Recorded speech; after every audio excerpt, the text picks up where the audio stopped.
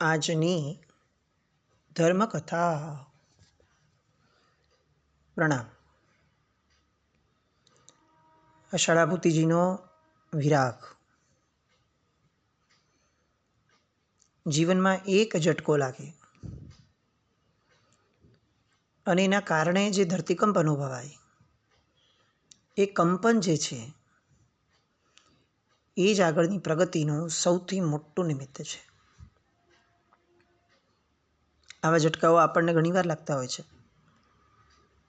આવા કંપનો પણ આપણેમાં અનુભવાતા હોય છે. પણ આપણા કંપનને દીર્ઘ કરવા માટેની આપણી પાસે વિચારધારાઓ નથી હોતી. આપણે કંપન દીર્ઘ કરવા માટે ધર્મનો આશરો લીધો, ધર્મની ક્રિયાઓ કરી, તપશ્ચર્યા વગેરે કર્યા. દિશા બહુ સાચી હતી, કારણ કે આ દિશામાં જ આગળ વધવાનું હતું. પણ આ દિશાની એક શરત હતી કે આ બધી ક્રિયાઓ એ અંતઃકરણની અંદરમાં પરિવર્તન કરે તો જ એ કંપનને દીર્ઘ આયુષી બની શકાય છે. આપણે ચિંતન મનન પર ધ્યાન ના આપ્યું. આપણે નિમિત્તો ઉપર ધ્યાન આપતા ગયા. નિમિત્તના કારણે અંદર જે કંપન અનુભવાવું જોઈએ એ કંપન ઉપર ધ્યાન ના આપતા ગયા.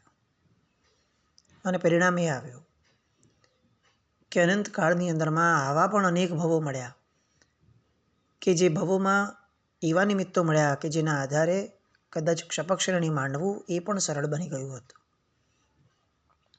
પણ આપણે એક પણ શ્રેણી ના માણી શક્યા, કારણ કે આપણું કંપન એ બહુ શોર્ટ રહ્યું, બહુ અલ્પજીવી રહ્યું. મનુષ્ય ભવ એ આવા કંપનના આયુષ્યને દીર્ઘ બનાવવા માટેનો ભવ છે.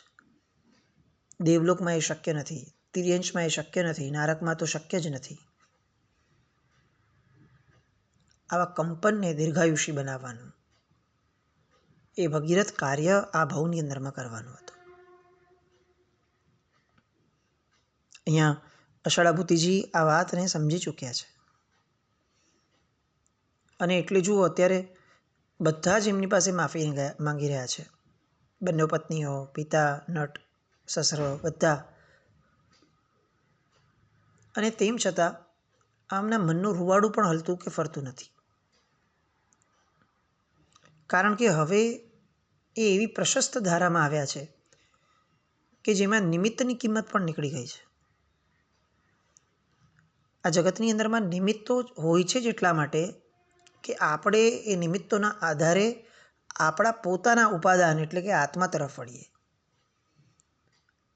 એની જગ્યાએ આપણે નિમિત્તને મહત્ત્વ આપતા ગયા અને નિમિત્તમાં જ રાચી માચીને રહેવા રાખ્યા.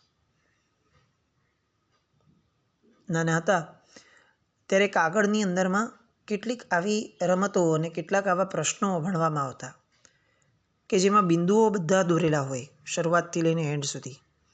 એ બિંદુઓને જોડતી રેખાઓ દોરવાની હોય, અને જેવી રેખાઓ દોરાઈ જાય એટલે આખું ચિત્ર ઉપસીને તૈયાર થઈ જાય. આપણને મળતા નિમિત્તો એ આવા બધા બિંદુઓ જેવા છે. આપણું કામ ફક્ત એ નિમિત્તોને જોડી અને ધ્યેય તરફ આગળ વધવાનું હતું. એની જગ્યાએ આપણે એ બિંદુઓમાં મોહાયા. રેખા જોડવાની જગ્યાએ આપણું મન આપણે બિંદુઓમાં જોડી દીધું,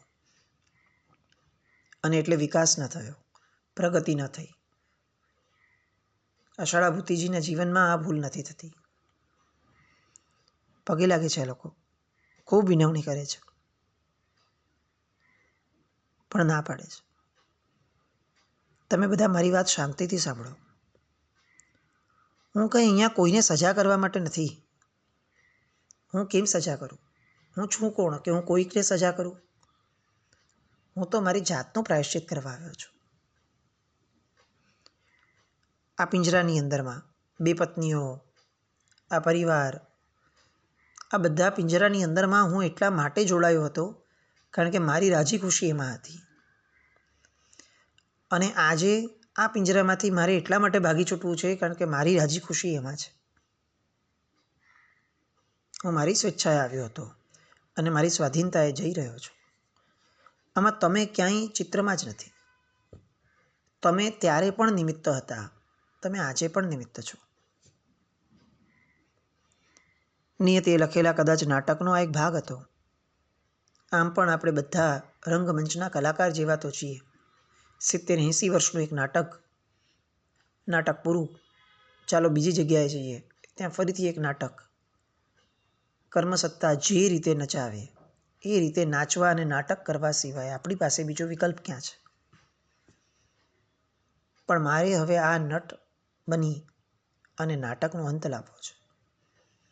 અને મને સમજાઈ ગયું છે કે નાટકનો અંત અહીં નહીં આવી શકે. એની માટે મારે મારા ગુરુના શરણમાં જવું પડશે. મારે મારા પોતાના આત્મપ્રદેશને ખૂંદવો પડશે. મારી સ્વાધીનતાને મારે મેળવવી પડશે. 3 જણા વાતો સાંભળે છે. હવે તો આંસુઓ પણ સુકાણા, શબ્દો અટક્યા.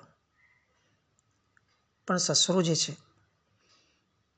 એ હવે કરો યા મરો એ ન્યાયે બહુ જ ઊંચા અવાજે કહે છે કે એમ તમે નાટક પર પડદો નહીં પાડી શકો છો મહારાજ. અને ષડાભૂતિજી સ્તબ્ધ થઈ ગયા. અવાજ ઊંચો થયો એટલે સાંભળવાનું સહજ થયું. અને બહુ શાંતિથી એ કહે છે કે જુઓ, એક વાત તો હવે અમને સ્પષ્ટપણે સમજાઈ ગઈ છે કે દુનિયાની કોઈ પણ તાકાત તમને આ ઘરમાં હવે રોકી શકે એમ નથી. અમારી જ ભૂલના પરિણામ અમારે જ ભોગવવા રહ્યા. એમાં અમે તમને પણ કેમ માગ દઈએ? પણ મારી એક વિનમ્ર વિનંતી છે. એવું બોલતા તરત જ એમણે પોતાની પાઘડી જે હતી એ ષડાભૂતિજીના પગમાં મૂકી દીધી. એ સમયે પાઘડી કોઈના પગમાં મૂકવી એક અતિશય મોટું કામ ગણાતું. માણસ પાઘડી નહોતો મૂકતો, પોતાની આખી પ્રતિષ્ઠા, પોતાનું આખું વજૂદ, પોતાનું અસ્તિત્વ બધું જ મૂકી દે. પાઘડી એ અસ્તિત્વનું પ્રતીક ગણાતી હતી. આજે કદાચ આપણે લોકો સાવ નમાલા પાક્યા છીએ. એનું કારણ કદાચ એ પણ હોઈ શકે કે આપણી વેશભૂષામાંથી પાઘડી નામનું તત્વ નીકળી ગયું. બહેનોમાંથી માથે કંઈક હોય છે મારા માથે એવું સૂચવતું માથે ઓઢવાપણું નીકળી ગયું સહજપણે. સાવ જિનાલયને ઉપાશ્રયની પણ મર્યાદાઓ હવે ટોકીને કહેવાથી પણ પૂરી થાય એવી નથી. અને એના કારણે શું થયું? માણસનું આખું ને આખું અસ્તિત્વ ખોવાઈ ગયું. પાઘડી પ્રતિકાત્મક અંગ હતું એ અસ્તિત્વનું. ક્યારેય કોઈની આગળ ન નમે. અને આજે એ ષડાભૂતિજીના પગમાં પડી. ષડાભૂતિજી પણ સ્તબ્ધ થયા કે આ શું? અને ત્યારે પેલો સસરો કહે છે કે જુઓ, હું તો ખરતું પાન છું. આજે નહીં ને કાલે ખરી પડીશ.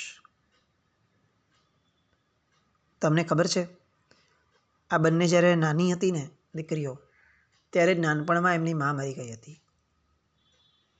મને બધાએ ઘણું સમજાવ્યું કે તું લગ્ન કરી લે. યૌવન વય હતી મારી તો. પણ તેમ છતાં મેં ધાર્યું હોત તો લગ્ન કરી શક્યો હોત, પણ મેં ન કર્યું. કારણ કે મારી ભોળી દીકરીઓને એની ઓરમાનમાંના હવાલે કરવાની મારી જરા ઈચ્છા ન હતી. મને આ બંને દીકરીઓ પ્રત્યે અપાર સ્નેહ હતો. જો નવીમાં આવે અને સારી ન નીકળે તો મારી છોકરીઓનું જીવતર એ ઝેર થઈ ગયું હતું. મેં મા અને બાપ બંનેનું બેવડું કર્તવ્ય નિભાવ્યું છે. બંનેઓને મોટી કરી છે. જીવનમાં ક્યારેય આમને એમની માતાની ખોટ સાલવા નથી દીધી. અને એ દરમિયાનમાં તમારો એમના જીવનમાં પ્રવેશ થયો. તમે આવ્યા એ પછીથીના જીવનમાં મેં ક્યારેય એમની આંખની અંદરમાં એક આંસુ નહીં, વિષાદને પણ નથી જોયો. મેં એમના જીવનને ખીલતું જ જોયું છે. એ હસતું રમતું જીવન એ મારી માટે સ્વપ્ન સમાન છે. હું આ પાઘડી તમારા ચરણે મૂકીને વિનંતી કરું છું. જાણું છું કે તમે રોકાશો નહીં, પણ કંઈક એવું કરી જાઓ કે જેના કારણે આ બંને મારી દીકરીઓને ક્યારેય જીવનમાં કોઈની સામે હાથ લાંબો ન કરવો પડે. કોઈની સામે માંગણી કરી અને જીવનનો નિર્વાહ ન કરવો પડે. કંઈક એવું આપતા જાઓ કે જેના કારણે જીવન એ લોકો કમસે કમ આ સગવડોના આધારે પણ જીવી શકે. કારણ કે મારી ઉંમર હવે તો એ સ્તર ઉપર છે કે હું ક્યારે ખરી પડીશ એ જ નથી ખબર. તમે એમના પતિ બન્યા છો. તમે આવ્યા હતા સ્વેચ્છાથી, ના નથી. પણ કર્તવ્યના રૂએ તમે પોતે વિચારો કે જો આવી રીતે વ્યક્તિઓ સ્વેચ્છાએ આવશે અને સ્વાધીનતાથી વયા જશે તો એમના આશ્રિતોનું શું થશે? શું એમનું જ કર્તવ્ય નથી કે જે સંસાર એમણે ઊભો કર્યો કમસે કમ એ સંસાર વ્યવસ્થિત ચાલે એવું આપીને જાય? અને સસરાની આ વાતો અતિ માર્મિક અષળાભૂતિજીને સ્પર્શી છે. તમારી વાત સાચી છે. મારું કર્તવ્ય બને છે અને હું કર્તવ્ય પરાયણમાંથી ક્યારેય પાછો નહીં ફટું. સાધક આત્મા ગમે તેવો સાધનાના ક્ષરમાં હોય, પણ કર્તવ્યોને છોડી અને સાધના કરવાનો તો પરમાત્માના શાસનનો માર્ગ જ નથી. અને એટલે જ અહીંયા પ્રશસ્ત માર્ગ તરીકે સાધુ જીવન કીધું કે જેમાં કોઈ કર્તવ્ય તરફનું બંધન જ ઊભું ન રહે. શ્રાવકપણામાં હશે તો એના બંધનો હશે, એના કર્તવ્યો હશે. અને એટલે સાધનાના માર્ગમાં એ માર્ગ દાખવ્યો પ્રભુએ કે જેમાં એક પંખીની જેમ ઉડી જ જવાનું છે. કોઈ માળો નહીં, કોઈ બંધન નહીં, કંઈ જ નહીં. તૈયાર થાય છે, સહજપણે સ્વીકારી લે છે. સસરાજી, તમારી વાત સાચી છે.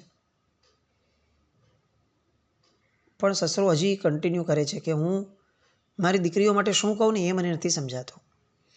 અકર્મી વ્યક્તિઓ એનું ભાગ્ય આવું જ હોતું હશે કદાચ. જે બનવાનું તે બન્યું છે. તમે અત્યારે જે નિર્ણય લેવાના છો એમાં હું તમને રોકતો નથી, પણ બસ એક એવું વિશિષ્ટ નાટક ભજવતા જાઓ કે જેમાં થતી આવકમાંથી મારી દીકરીઓનો ગુજારો થઈ જાય. અષાઢાપુત્રીજીએ નટની વિનંતી માન્ય રાખી.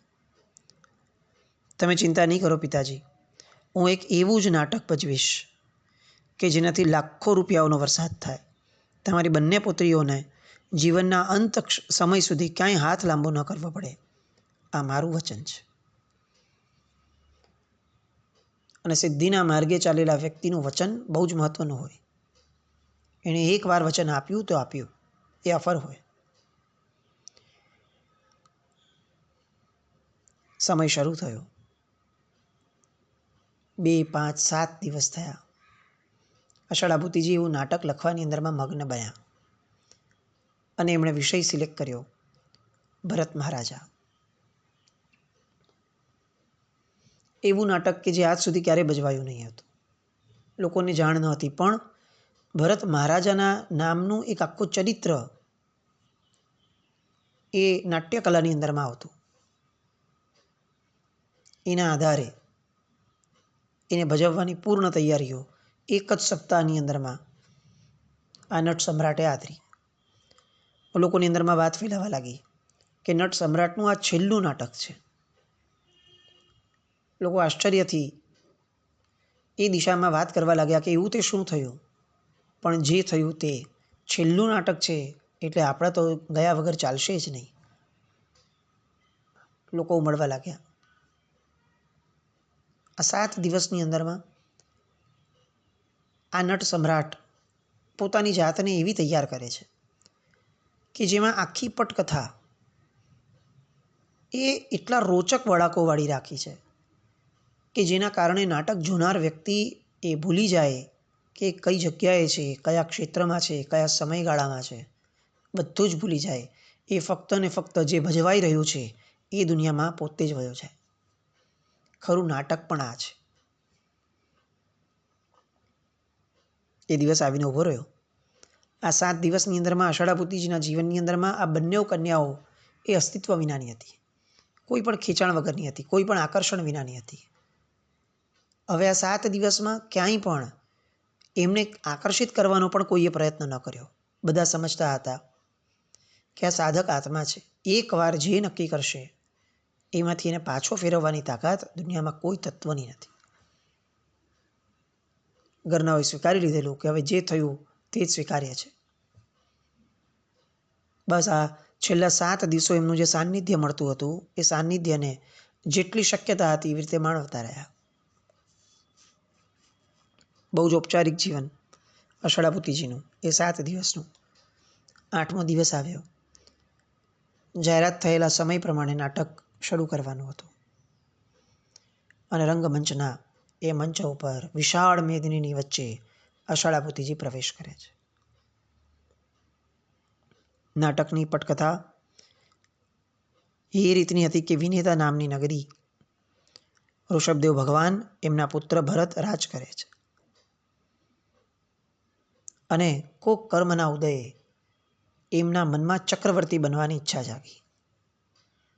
બધું જ હતું, દૈવત્વ હાજર હતું અને તેમ છતાં મહત્વાકાંક્ષા જાગી, આકર્ષણ જાગ્યું અને મારે ચક્રવર્તી બનવું છે એવો દ્રઢ નિર્ધાર થયો.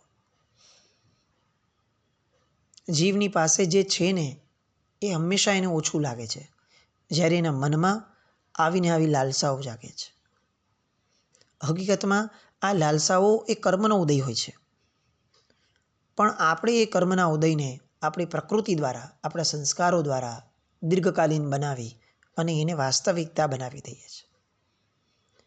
જો એ જ સમયે એ લાલસાઓને ફક્ત દ્રષ્ટા બનીને જોઈ લઈએ, એ પ્રમાણે કંઈ જ ન કરીએ, તો એ કર્મ પણ આવીને નીકળીને વયું જાય. પણ આપણી વૃત્તિઓ એ લાલસામાં ભળી જાય અને લાલસાને બળ મળે. ઉદિત કર્મ એ હવે વાસ્તવિકતા બનતું જાય. જો જોઈ લીધું હોત તો ઉદિત કર્મ ખરી ગયું હોત અને જે જીવીએ છીએ વ્યવસ્થિત હોત. પણ મોહનીય કર્મ કોનું નામ? એ આપણને મોહાવે, એ આપણી મતિને મૂર્છિત કરાવે કે ના આ જ સાચું છે ને આ જ મેળવવા જેવું છે ને આ જ કરવા જેવું છે. વિષય કોઈ પણ હોય, કોઈ પરનો ક્રોધનો વિષય હોય કે કોઈ પરનો રાગનો વિષય હોય, કંઈ મેળવવાનું હોય કે કંઈ ત્યાગવાનું હોય. મોહ જે છે એ ઉદિત કર્મને દીર્ઘ બનાવવાનો પ્રયત્ન કરે છે. ભરત મહારાજાના જીવનમાં પણ એવું જ થયું. ઉદિત કર્મ હતું, વહી ગયું હોત, પણ ના, ચક્રવર્તી બનવાની ઈચ્છા હવે મહેચ્છા બની અને એ ખ્વાહિશ પૂરી કરવા માટે વિશ્વ વિજેતા બનવું પડે એવું એમને સમજાયું. એટલે ભરતખંડના તમામ રાજાઓને પોતાના અનુશાસન નીચે લાવવા પડે. ખૂણે ખાચરે પણ જો કોઈ એક રાજા પણ રહી ગયો ને તો તું ચક્રવર્તી નહીં બની શકે, આવું ચક્રરત્નના અધિષ્ઠાયક એમને જણાવે છે. અને આટલી જફા, આટલી મહેનત, એ પછી મળવાનું શું? અને છોડીને તો ચાલ્યા જ જવાનું છે, તો એની માટે આટલા વર્ષો, સેંકડો, હજારો વર્ષો બગાડવાના? આવો વિચાર એમને એ સમયે ન થયો અને ભરત વિશ્વ વિજય માટે નીકળી પડે છે. રસ્તામાં આવતા એક એક રાજા, એક એક નગરને પોતાની આજ્ઞા સ્વીકારવા માટે મજબૂર કરે છે. એક પણ રાજા એવો નથી થતો કે જે રાજા સામે પડ્યા પછી એમને જીતી શકે. પુણ્યનો ઉદયકાળ છે, બધું જ એમની ઈચ્છા પ્રમાણે થતું જાય છે. આમ કરતાં કરતાં એક એક ખંડ, એક એક રાજા જીતાતા જાય છે. 99 ભાઈઓની વાત આવે છે અને એ સમયે પણ આ ભાઈઓ, એમની સાથે હું આવો વ્યવહાર કરીશ? પણ અંદરમાં રહેલી એ ચળ, એ કર્મનો ઉદય, જેને વૃત્તિએ સ્વીકારી લીધો છે, એ ઉદય હવે આ લાગણીઓને પણ પાર કરવા માટે તૈયાર થયો. ભાઈઓને પણ આજ્ઞા પહોંચાડાવી કે મારા શરણે આવી જાઓ, મારા અનુશાસનમાં આવી જાઓ. બધાએ સ્વીકાર્યું, બાહુબલીજીએ ન સ્વીકાર્યું. અને એ મંચ ઉપર બાહુબલીજી અને ભરતનું યુદ્ધ એ વિશાળ જનતાની સામે રચાયું. શ્વાસ થંભી જાય એવું એ નૃત્ય, એવી એ કળાઓ, એવું એ યુદ્ધ. નટ સમ્રાટ એની પરાકાષ્ઠાએ હતા, કારણ કે એમને ખબર હતી કે આ છેલ્લો દાવ છે, પછીથી સ્વાધીન જીવન છે. નજર સામે કદાચ આ દાવ હતો, પણ આશયની અંદરમાં પેલી સ્વાધીનતા હતી. અને જ્યારે માણસનો આશય સ્પષ્ટ હોય ને ત્યારે નજર સામે બનતી ઘટનાઓ એ હંમેશા ગૌણ થઈ જાય છે. પોતાના આશય તરફ એ પૂરપાટ વેગની અંદરમાં આગળ જઈ રહ્યા હતા. પટકથાના પ્રમાણે જ બાહુબલીજી સામેનું એ યુદ્ધ અને યુદ્ધમાં અંતે બાહુબલીજીનો વૈરાગ્ય અને બાહુબલીજીની દીક્ષા એક પછી એક બધું ભજવાતું ગયું. ચક્રવર્તી બન્યા અને ચક્રવર્તી બનીને હવે આ આટલી મોટી યાત્રા, એ યાત્રાનો થાક ઉતારવા માટે આરીસા ભુવનમાં આવે છે. શું થાય છે એની માટે આપણે આવતીકાલે મળશું. જીનાજ્ઞાવૃત કંઈ પણ બોલાય તો મિચ્છામિ દુક્કડમ. જૈનમ જયતિ શાસન.